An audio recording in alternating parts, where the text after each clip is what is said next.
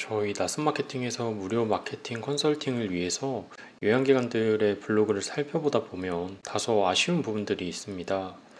오늘은 이 아쉬운 점들에 대해서 좀 이야기를 나눠보고 어떻게 요양원 블로그를 효과적으로 운영하고 실제 어르신 수급으로까지 이어질 수 있을지 저희가 지금까지 경험했던 부분들을 함께 나눠보도록 하겠습니다. 우선 요양기관들의 블로그를 살펴보다 보면 아쉬운 점들이 있는데 이 아쉬운 점들은 세 가지로 좀 나눠서 말씀드릴 수가 있을 것 같아요. 첫 번째로 검색이 제대로 되지 않도록 작성된 글들이 있어요. 예를 들면 치매 예방법이라던가 당뇨에 좋은 음식들을 포스팅해둔 경우가 있었고요. 그리고 두 번째로 우리 요양원을 보다 매력적으로 소개하지 못하는 글들이 있었어요. 이걸 조금 생각을 해보자면 우리가 블로그에 글을 남길 때 방문자 수나 유입되는 키워드들은 숫자나 문자로서 표현이 되지만 실제로 우리가 설득해야 되는 것은 이런 방문자의 숫자가 아니라 실제로 한 분 한 분의 어르신과 그리고 그 어르신의 가족분들인 거죠. 그렇기 때문에 실제로 이용 문의로 이어지고 입소 문의로 이어지려면 이 방문자 수가 높아지는 것이 중요한 게 아니라 어르신과 가족분 한 분 한 분을 설득해야 실질적으로 우리가 블로그를 운영하는 목적을 달성할 수가 있는 것이겠죠. 그리고 세 번째로 블로그의 목적에 맞지 않은 글을 작성하시는 경우가 있어요. 우리가 요양원 블로그를 운영하는 목적은 여러 가지가 있는데 우리 요양원을 이용하시는 어르신의 가족분들과 소통하기 위함도 있고요.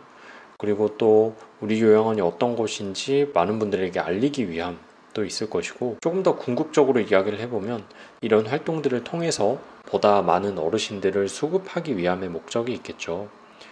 그런데 종종 우리가 이런 목적들을 잊어버리고 블로그를 운영하는 것, 그리고 포스팅을 매일 올리는 것 그 자체가 업무가 되어버리면서 목적에 맞지 않은 글들을 자주 작성하게 되는 것 같아요.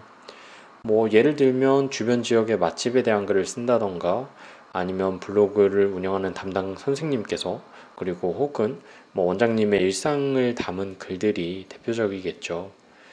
우리가 어떤 목적을 갖고 검색을 하고 있는데 목적과 관계없는 개인적인 일상 글들을 확인할 수가 있다면 우리 요양원에 대한 보다 자세한 내용을 알기가 어렵고 또 해당 요양원의 전문성에 대해서 조금 의심을 하게 되겠죠.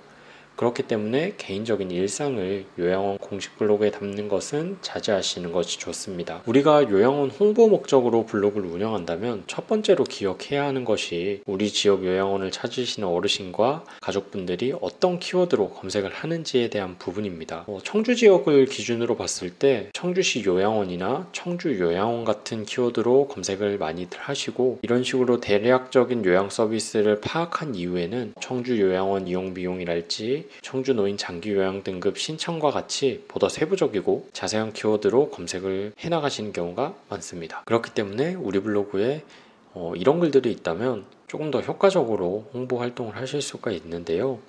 예를 들어서 청주 요양원 낯선 요양원을 추천합니다.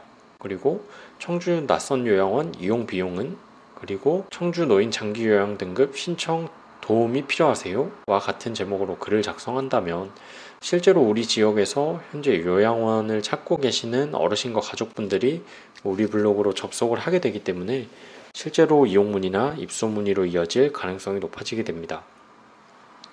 그리고 이것은 단순히 우리 블로그가 조금 더 잘 노출되기 위함에 불과하고, 실제로 효과를 보시기 위해서는 각 포스팅 하나하나가 어르신과 가족분들로 하여금 정말 이용하고 싶은 느낌이 들도록 작성되는 것이 중요합니다. 요양원을 찾으시는 어르신과 가족분들은 어떤 요양원이 좋은지 많은 고민을 하고 계세요.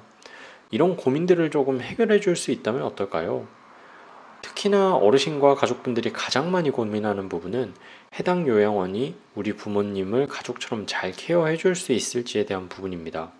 이 부분을 조금 더 세부적으로 나눠보면 종사자들이 전문성을 가지고 있는지, 그리고 기관에서 우리 부모님을 어떻게 대하게 될지, 태도에 대한 부분이 될 수 있겠죠. 이런 부분에 대한 확신이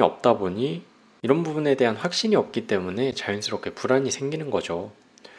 우리가 요양원 블로그를 통해서 포스팅을 하는 과정에서 종사자들의 전문성을 보여주고 부모님들이 행복하게 생활하는 모습들을 보여줄 수가 있다면 이런 불안들을 낮출 수가 있고 우리 요양원에 대한 신뢰도를 만들어낼 수가 있습니다.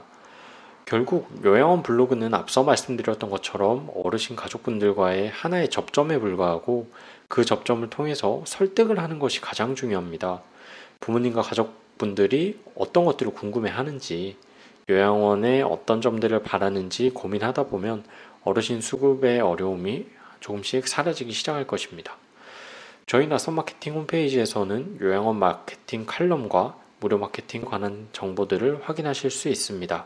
홈페이지에 방문하셔서 보다 자세한 내용들 확인해 보시기 바랍니다. 감사합니다.